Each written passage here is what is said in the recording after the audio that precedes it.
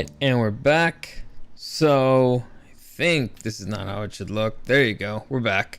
Happy Halloween, everybody. I'm doing a very special, different type of podcast than the one that I've been doing for the past few months. No more House of the Dragon. So we're back to our old school, talking about the news, talking about geek topics. And this one really caught my attention over the weekend because it's a really massive piece of news. Actor Henry Cavill, Superman, officially leaves Netflix. Is The Witcher, I guess that's the way you say it. And honestly, I kind of hate it. So I had to kind of dig really deep in to see how the hell this happened and why. There's no really good answers, but, you know, let's speculate because it's fun. Welcome to the newest episode of SDW. Super Darío World!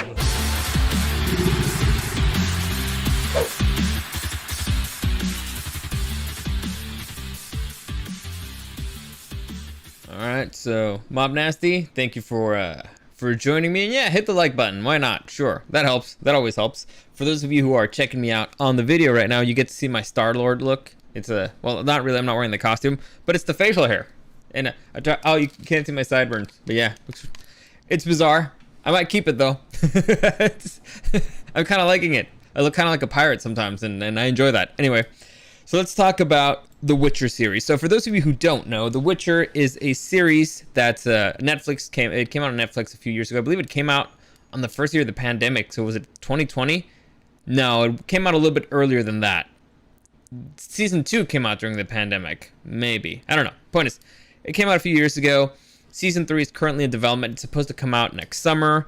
And it's based off a very popular video game that's based off of a very popular book. It's basically a monster killer, right? It's based off of, like, if I'm not mistaken, Polish mythology. Not exactly. Like Eastern European mythology. And it basically deals with a monster hunter.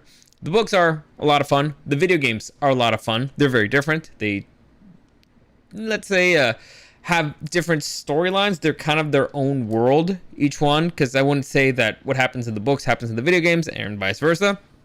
But they're all fun in their own way, in their own right. They're fantastic. It's a great franchise overall. And the TV show did not disappoint. Season 1 was phenomenal. And at first, everybody was a little bit concerned by it, because I remember the first time we saw Henry Cavill come out with the stupid looking white wig, everybody was like, oh no, the show's gonna suck. However, it turned out that the show was actually pretty great. The first season, I loved it. I thought it was fantastic. It was very different. It's a different form of storytelling, but they handled it really well. Season 2 came out a few years afterwards, and I did not particularly love it, at least not nearly as much as the first season, and I'll get into that in a minute. And now, it turns out that the star of the show, you know, the A-lister that they have there, the main attraction, is officially leaving the show. And that's led, as I mentioned, to a lot of speculation as to why. Because Henry Cavill, it sounded like he was all in. There was a lot of interviews where he said that, no, he was in for the 7-season run that they were planning on. So what could have happened? What could have made him change his mind so drastically? So let's... I decided to do a little bit of digging, and, you know, there's a bunch of interviews about Henry Cavill speaking out about the show, or, you know, you get bits and pieces out of everything, and there's also stuff that's outside of the show, you know, his professional career. And it was recently announced, I mean, like a week ago, that Henry Cavill will be reprising the role of Superman, which I think it's a great move by DC. But we can get into the DC stuff some other time, because there's been a lot of very interesting moves made by DC recently. I haven't seen it yet, but I've heard that Black Adam's fantastic, so maybe they're going to finally be able to reboot the DC Cinematic Universe, and they brought back Henry Cavill, which I was screaming to the heavens they should have. They cannot lose Henry Cavill as Superman. There was a lot of things wrong with the DC Cinematic Universe. Bringing in Henry Cavill as Superman was not one of them. So again, they fired a lot of people. They canceled a lot of projects. They're doing a bunch of... They're cleaning house over at Warner Brothers. So we'll get into that in another podcast. But it could be that one of the reasons why he's leaving is that DC basically told him, like, hey, we'll give you a buttload of money, and you're gonna focus 100% on Superman. It's possible. Is it probable? Not really, because, you know, Henry Cavill is at the point in his career where he can kind of make a few demands. So I don't think that would be it, and it would have to be a lot of money, a lot of money for him to give up on a project that it sounded kind of like a passion project to him. Because There's also rumors that he might be moving on to other franchises. Like I was just talking to my kid brother. There's the possibility that he might play Aegon the Conqueror on a Game of Thrones spinoff. I don't really see it. There's rumors that he might play Shepard from the Mass Effect franchise. I could actually see it. Actually, I could see him as Aegon the Conqueror. The thing is, I don't know how they can pay this man. This is the reason why they got him for The Witcher is because he was a massive fan of The Witcher. Because this dude's an A-lister. He's literally Superman. So they need to pay him a lot of money for whatever they're going to do. So bringing him to TV is it's going to cost them quite a pretty penny. So the first thing, when I first heard about the news of him leaving, it's like, well, yeah, Henry Cavill is kind of expensive for Netflix. I don't think they can afford him. But as the more I dig into it, it's like there's no, because Henry Cavill said that he was there for the love of the project, the love of Geralt, the love of The Witcher, of the books, of the video game. So people tend to make stupid decisions sometimes when they love stuff, and they're like, man, I'll take the pay cut, I'll make the bad, career decision maybe because I love this, because I really love being here, I really like working with these people or on this project or whatever. I've made that mistake before, but it's happened. It happens to the worst of us. It happens to the best of us. And again, he's in a point in his career where maybe he doesn't really care about money or anything else. He's doing what he wants. And so, first off, right off the bat, this is terrible for Netflix because the show again was already heading in a bad direction, and the fact that Henry Cavill is leaving is opening up the door for a lot of speculation that he is not happy with the direction of the show. So I'm immediately not excited for season 3. Because again, I wasn't happy with season 2. I'm definitely not looking forward to season 3 if it was so bad that it made Henry Cavill quit. Now, is that the reason why he left? I don't know. We don't know. The problem here is that nobody really knows. And sometimes silence can be deafening. So let me just give you a quick... Henry Cavill's not a guy who's really shy about saying stuff, again, which is one of his charms. The King of the Nerds is one of his charms. He has many charms. That's one of them. And you should have seen the way that he spoke about returning to Superman and what he wants to do with the character. Gave me kind of goosebumps. It's like, man, this guy knows what he wants. He gets the character and he wants to bring that to life, and it's awesome. And again, I'll save that for another podcast where I'm just talking DC. But with The Witcher, the post that he even did is a little, let's just say, weird. Not really weird, but okay. So he did this on Twitter or whatever. He posted a picture, and then this is the message that read: "As with the greatest of literary characters, I pass the torch with reverence for the time spent embodying Geralt, and enthusiasm to see Liam's take on this fascinating and nuanced of man. On this most fascinating and nuanced of men. Liam, good sir, this character has such a wonderful depth to him. Enjoy diving in and seeing what you can find." So I guess, that basically explains it, that Geralt or Henry Cavill will be replaced by Liam Hemsworth. And again, Liam Hemsworth, not a terrible actor, not a terrible choice, but he's no Henry Cavill. And forget about, the dude being ripped or whatever and all that stuff, and him actually looking the part, and him being a fantastic actor, and being, what I consider to be an A-list actor. He's the king of the nerds, probably. The thing that's lacking here that Liam Hemsworth cannot bring, and I don't think that that Netflix is truly gonna understand this until it starts hurting them, is that Henry Cavill brought in a lot of what you would call street cred. The dude is he's a card carrying nerd. Okay, there's a million stories about the geekiness of Henry Cavill, him playing World of Warcraft, being into Warhammer, into miniatures and all that stuff. So he brought all that street cred with him to this franchise. And again, it looked kind of silly at first. The first time that he was wearing the wig, it looked kind of stupid. But everybody was still excited and still kind of respected what could be done with the franchise, because everybody's like, right, Henry Cavill's going to do something good with it. He's going to be respectful with the character, with the franchise, with everything. He's gonna give it his all, and we believe in the guy. So again, street cred, that's something that you can't buy. That's a lifetime of proving it. And I don't think Liam Hemsworth has proven it for a minute. Liam Hemsworth is, I don't know, what he's the guy from the Hunger Games. I that's how I had to describe him to somebody when they asked me, oh, who's that guy? Like, he's like Chris Hemsworth's younger brother. Well, who's that? Well, I mean, the guy from the Hunger Games who's not in the Hunger Games, the other guy. Like, oh yeah, well, okay, he's hot. Like, all right, fine, but you're changing an A-lister, literally Superman, for a B tier Hemsworth, right? Most people don't even know that he's not even the good Hemsworth. So let's see, David Martinez. Henry almost didn't make a movie audition because he was busy playing World of Warcraft. Yeah, there's the story about him being called about director Zack Snyder calling him to tell him that he's going to be Superman, but him being too busy to answer the phone because in the middle of a World of Warcraft raid. So that's who he is. Again, street cred. That's stuff that you can't buy. And again, Henry Cavill is by many considered to be the king of the nerds. Why?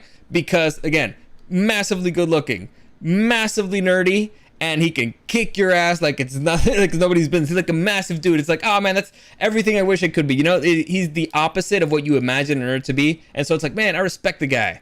And also, he seems to be like a good dude, down to earth, and he takes his craft seriously, which is very important.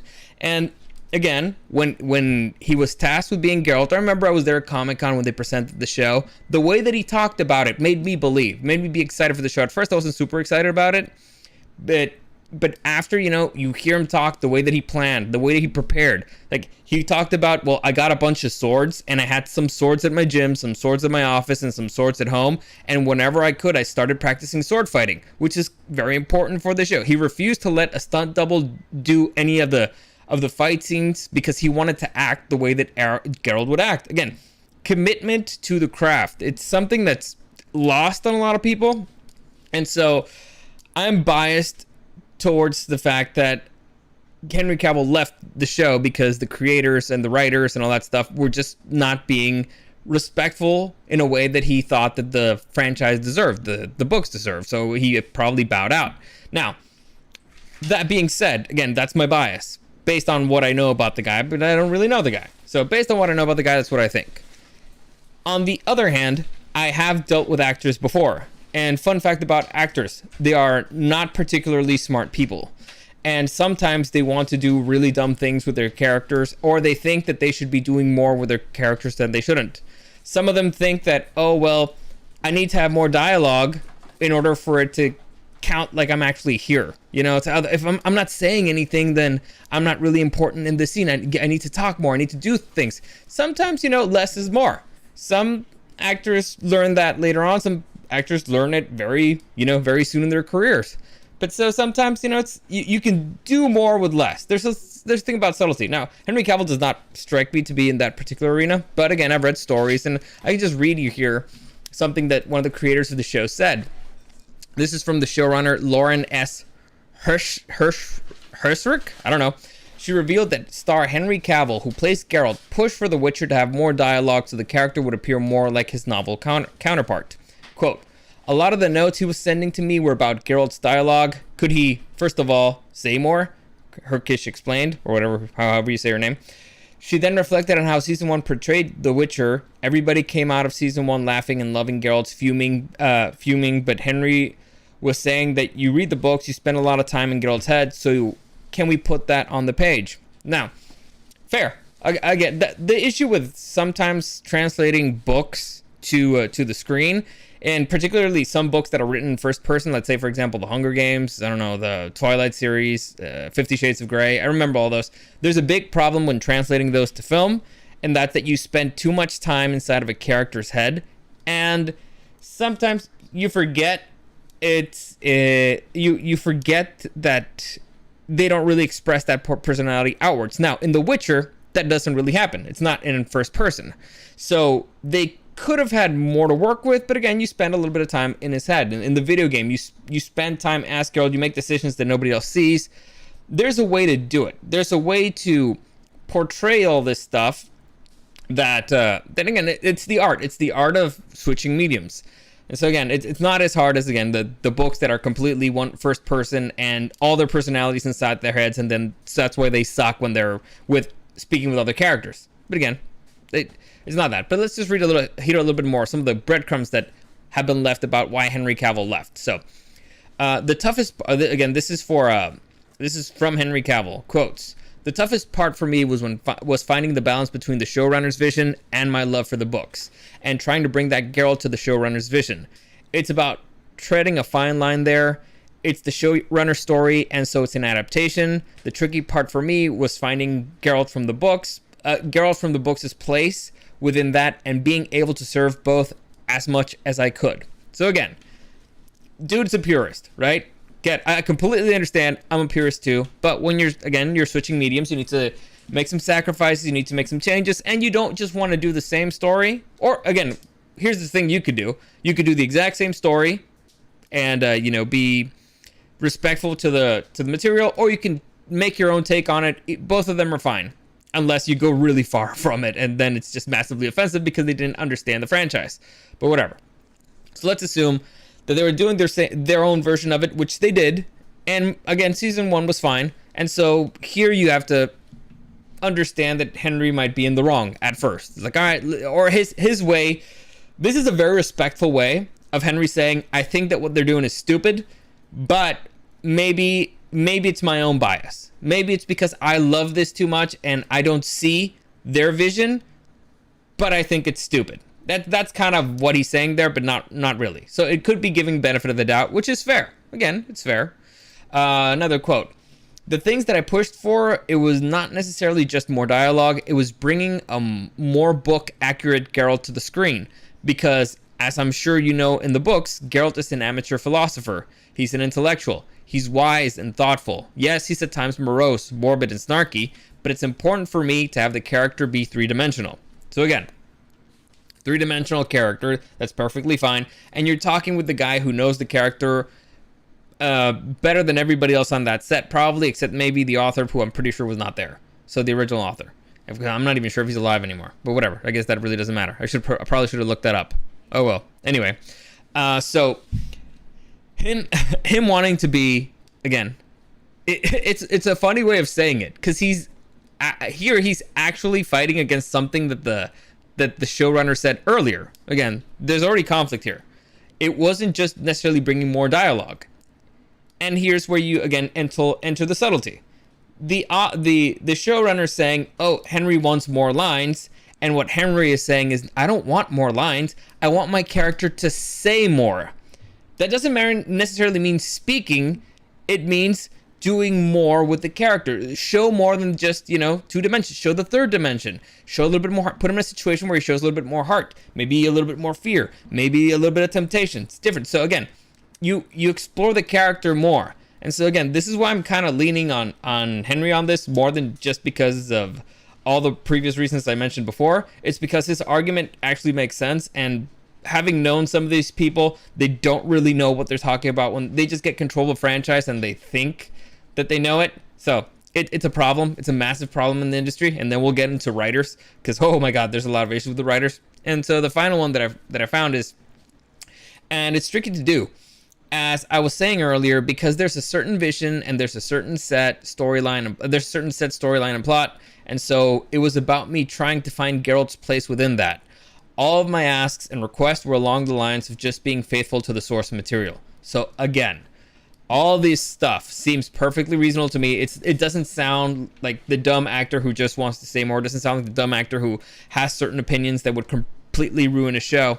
So, and I'll give you an example. So there's a lot of issues, and I'll use Game of Thrones for example. There's a lot of times when actors stupidly do not read what their character is, the stories of their own character. So it's a book that already was written, let's say Game of Thrones, and instead of reading the books and knowing what's going to happen to their character so they can prepare properly, they wait so they get the script, and that's all they know that's going to happen to their characters, which is fine. Listen, it's a way of acting. You don't want to know too much. Fine, acceptable. But the problem is that then you're on set. And so when you're on the set, sometimes your character should say a line that makes them look like a total dick. And actors don't like looking like total dicks. So they go to the director and be like, hey, can I say this differently? Or instead of delivering it that way, can I do it this way? And since the director doesn't really know the direction that the show is going to go, or the story, because again, they also didn't read the books, and I don't know if the writer wasn't there to be like, no, keep it this way, or because the writer didn't read the book either and doesn't understand that this is going to have consequences later on, they're like, that sounds like a great idea. Sure, let's do it. And so they end up completely fucking up, all because, again, they didn't do their fucking homework. And so later on, characters don't make sense. They contradict themselves in very dumb ways, and it's really stupid.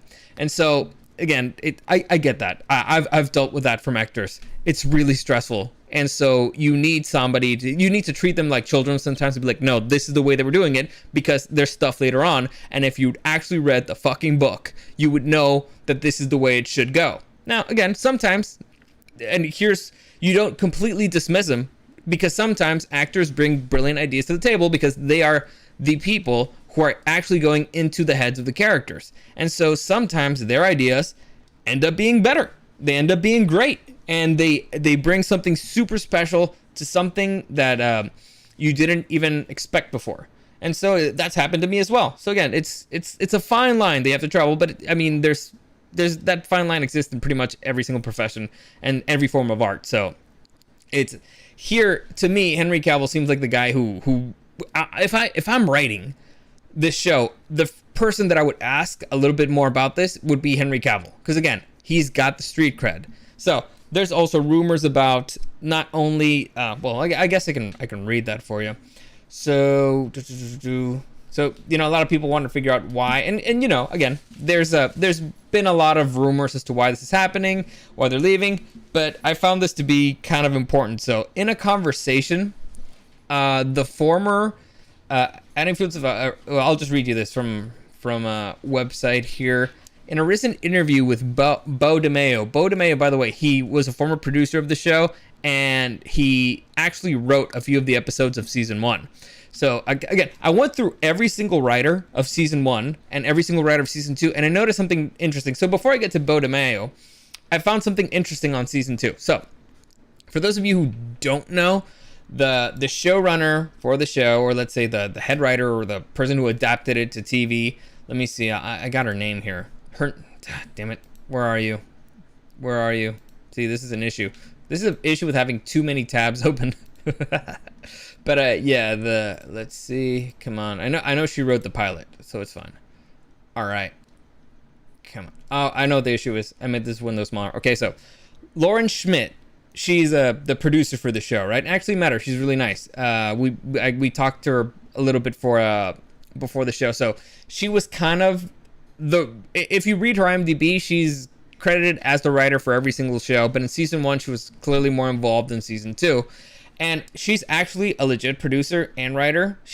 I'll just give you here like her IMDb really quickly. She's a executive producer for the Umbrella Academy, The Defenders, Daredevil, Power, Parenthood, all those. I'm just saying the shows that I like, but also, you know, Private Practice, The West Wing. I love The West Wing. She was a writer for that. So she knows her stuff. She's a legit writer. The issue is when you go into season 2. And in season 2, every single episode has a very interesting, let's say, a credit in their writing credit, and they have a staff writer. So every single episode on season 2 has, as a staff writer, Matthew D'Ambrosio. Now, I'm not sure if that's how you say his name, but I think that's how you say his name. Anyway, Matthew D'Ambrosio. And this guy has 3 writing credits. Well, 2, script supervisor and continuity, but 2 actual writing credits in his resume. You got The Witcher, and you got The Vampire Diaries. Now, maybe you can start putting things together. Now, I really enjoyed The Vampire Diaries. I like all the CW shows, even if they're bad. I might like them because they're bad. And so, if you start looking at the writers for season 2 of the show, you start seeing a lot of dudes and girls who wrote the originals. They wrote for The Vampire Diaries. They wrote in Supernatural. And you're like, I'm starting to see a pattern here. And one of the things that, though the CW shows may be fun, they are two-dimensional. They are very basic. They're very superficial. So these are the type of writers that they're bringing in as, you know, the staff writers. And these are the people who are guiding the direction of the show. You can see why an actor who wants to know more about who knows more about the character and wants to see that on screen might start getting kind of stressed. You know, let me just read a few comments here. Joe Smith, isn't he also Thor's brother or a different person, same last name? Yeah, he's Thor's younger brother. Again, you went from an A-list Superman to a B-list Thor's brother.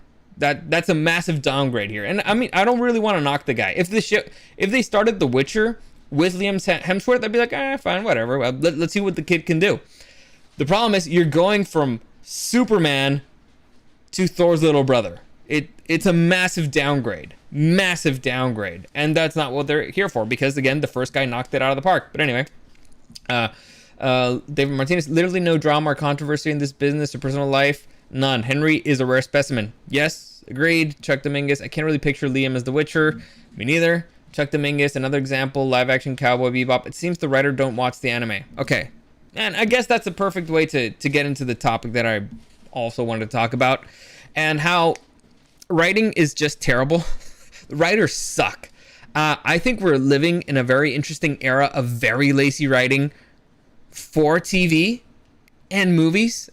And for the biggest franchise, and for the life of me, I don't get how these people get jobs. I don't understand it. They don't deserve the money. Like, if I got hired to write for something that's an already established franchise, I would at least sink in a few hundred hours of research nonstop. Like, if they hired me to write She-Hulk, I would read nonstop She-Hulk comics, like the most iconic storylines, the most important ones. I'd play the video games where she's in. They hired me to write The Witcher. Again, I would read the books. I would talk to Henry Cavill. I would play the video games, at least 100 hours of it, so you get a feel for it, so you understand. I would check out, the fandom, see what they love about it. What is it that makes it special? Try to understand it. Try to see it with their eyes, and because at the end of the day, you're trying to deliver a product not just to them, but also that could be attractive to new audiences. So maybe you could find the thing that makes this special to satisfy both sides, and then add a little bit something new, so it's your own. Again, that's just me. And so there's just such lazy writing everywhere. I've probably said this story before, but I was just dumbfounded when a writer for WWE, World Wrestling Entertainment, got fired, and they were asking her about then the WWE champion Bobby Lashley, and they asked her a question, and she didn't know who Bobby Lashley was, the sitting champion. And it's like, no wonder you got fired. Like, you deserved it. If you don't know who your champion is, of course you're gonna get fired. It's normal. I'm working on a show right now, and I can't get into too many details, but the show's really stupid.